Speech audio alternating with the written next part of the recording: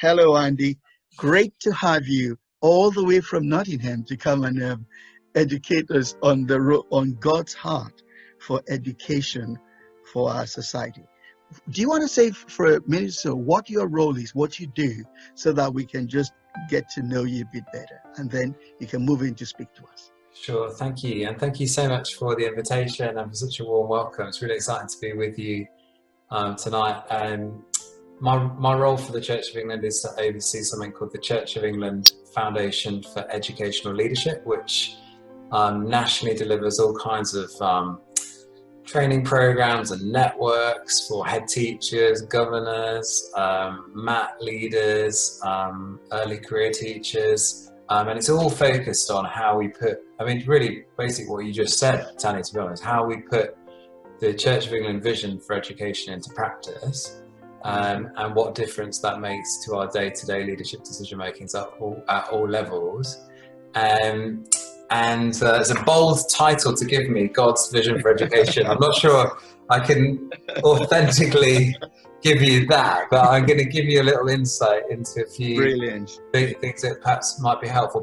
I've just been trying to really think, particularly at this time, and obviously today's further announcements from government put a lot of things that we're doing into further context. I know there are particular challenges in the Northwest, of course, and funnily enough, I was working yesterday with the leaders from the Liverpool Diocese Schools Trust, the MAT across the diocese, on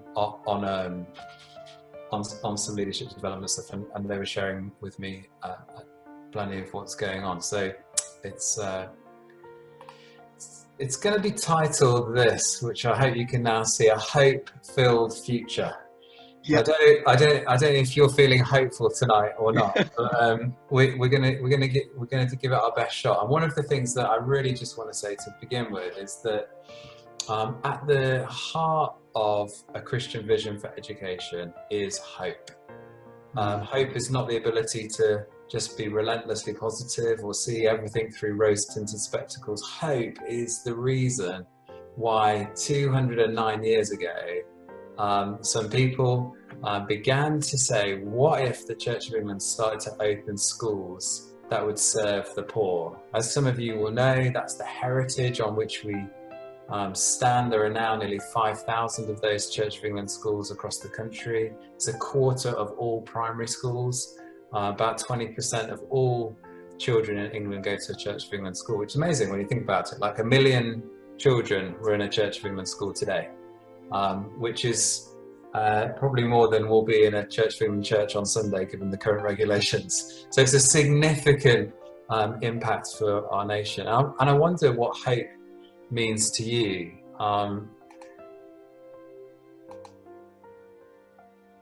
Napoleon, who is always a slightly risky person to quote in a Christian gathering, said this: a leader is a dealer in hope. The ability to kind of sell a future that does not yet exist. Amazing quote from Martin Luther King: we must accept finite disappointment, but we must never lose infinite hope. Anybody who's been working in a school today will have faced some significant challenges, right?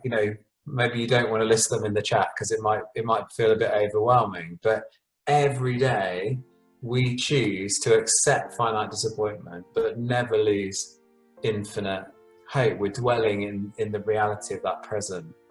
May your choices reflect your hopes, not your fears. That's a really interesting quote from a very interesting person who knew a lot about hopes and fears. And when you think about it, a lot of the cultural forces that we're kind of working within at the moment are very full of fear. What if this happens? What if that happens? What if this happens? And actually we need to be bold enough to say, we don't necessarily know all the detail of the future, but we begin with a hope-filled future.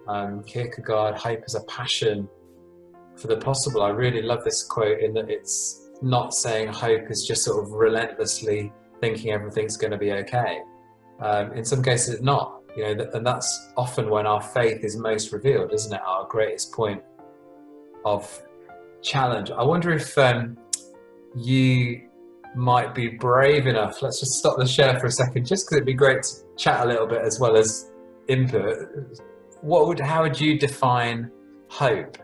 You know, if somebody said, what does that word mean to you? How might you define it? Who might be bold enough to share? Just take yourself off mute, dive in. What would you say hope is? If you feel more confident to put it in the chat, just put it in the chat, like hope means to me. How would you define that? Andy, in Bristol, we talk quite a lot of City of Hope, and I think Romans 5 is brilliant on it, in that hope isn't just some airy-fairy. It comes out of suffering, actually, and yet suffering develops perseverance, develops character, develops hope, and ultimately it goes to love.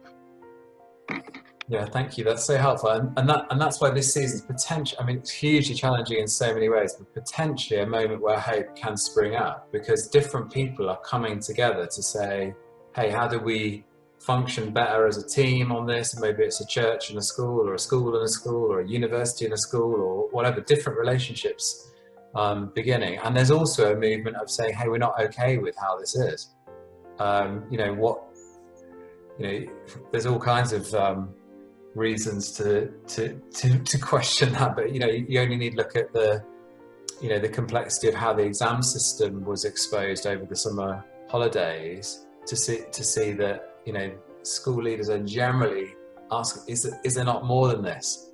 And that's a moment of real hope. Just thank you, Tanny, holding on patiently, expecting. That's really helpful. I love that, actually. Sometimes we just need to be patient.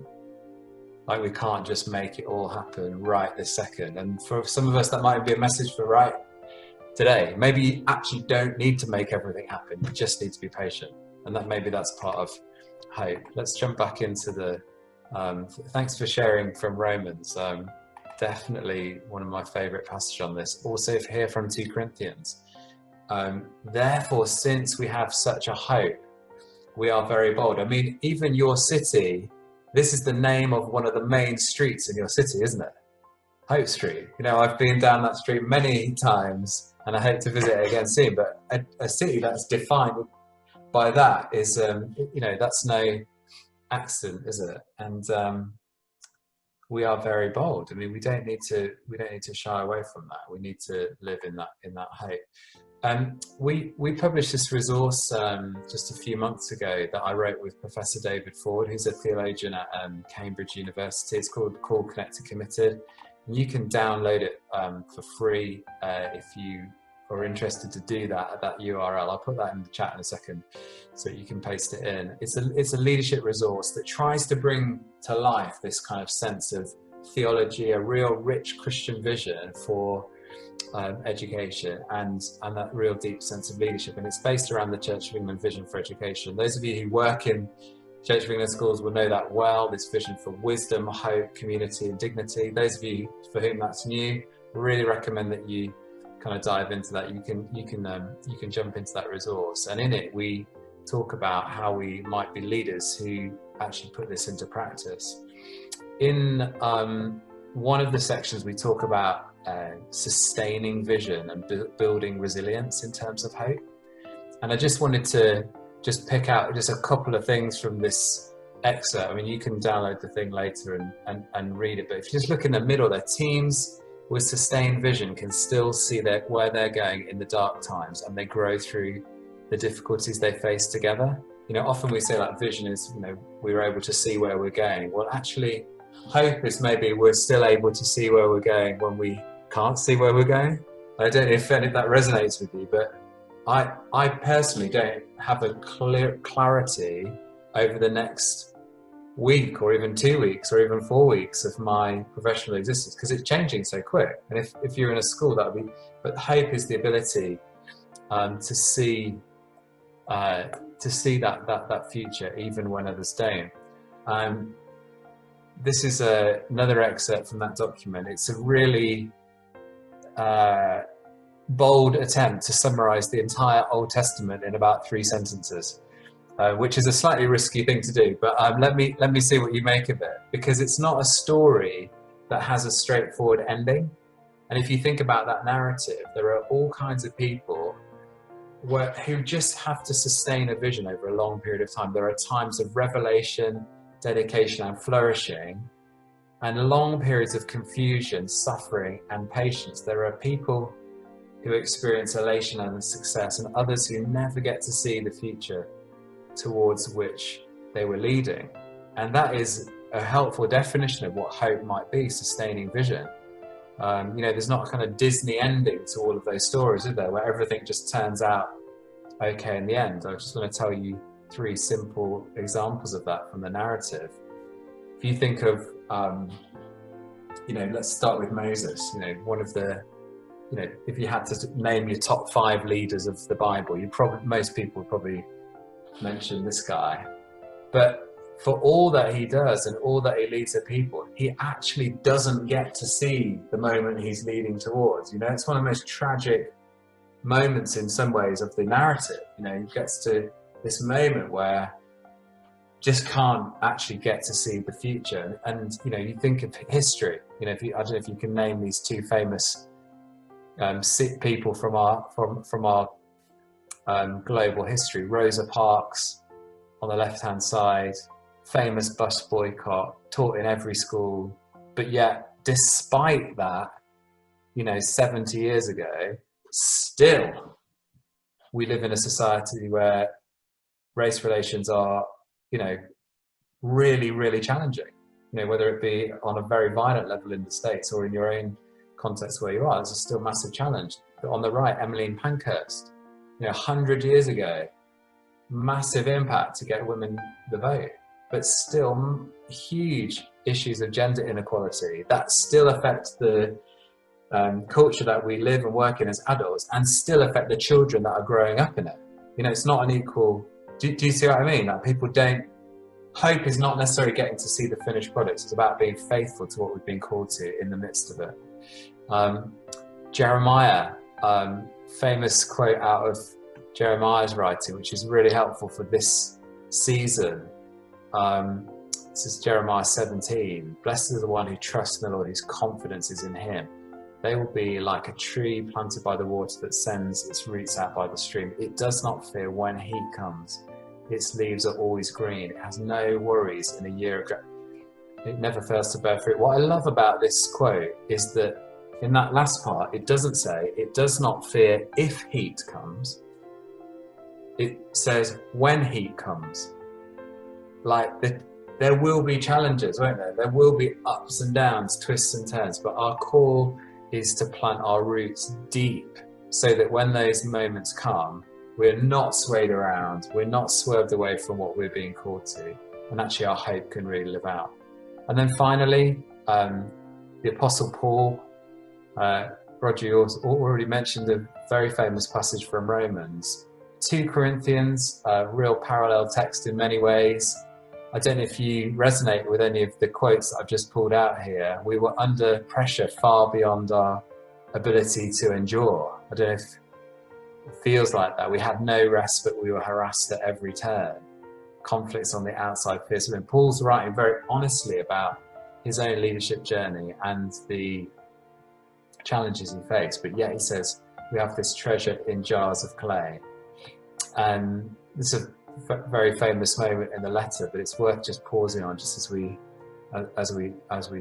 close out. We are hard pressed on every side, but not crushed, perplexed, but not in despair, persecuted, but not abandoned, struck down, but not destroyed. And you can actually think quite deeply about all of these words, but probably the most important 2 words are on the page are but not. It's stating the challenge, but saying something different. You know what I mean? It'd be difficult to say, well, we're not crushed, we're not in despair, we're not abandoned, we're not destroyed, it's all going to be okay. But it doesn't really make sense without the first part. The Greek for the words that Paul uses is interesting here, and if you'll bear with me just for a couple of minutes, I'll just explain it because it might be useful to you. The word hard pressed that he used, the same word that is used to talk about when you squish a grape in a wine, when a grape is crushed. So the reader would have heard like the same word that you'd use in that process of physical pressure that's supposed to squish and destroy something, but not crushed. Perplexed, meaning that sense of just, you cannot find the answer. There is no obvious answer.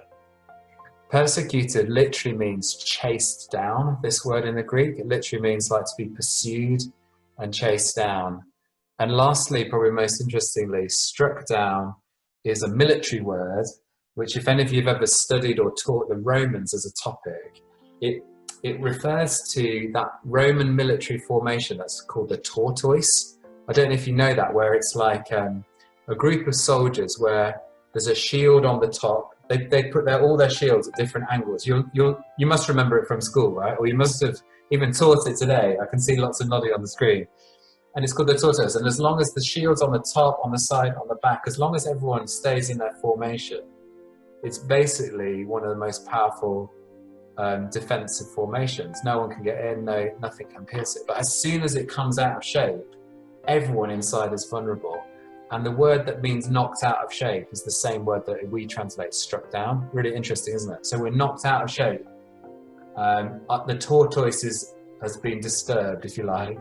We're vulnerable, but we're not destroyed. And I think that let me finish there because of the time. But I guess what I'm trying to say is that hope's not a feeling. It's not like a magic word that makes everything okay, but it is the very nature of great education. It's the thing that great teachers, it's the glasses they put on when they see a new class. Hope. Quite literally. Sometimes that's a daily decision. It's the glasses that a leader puts on when they walk into the building, and it's the lens through which we need to see the education for which we are privileged to be responsible. There we go. Hope-filled future. The end.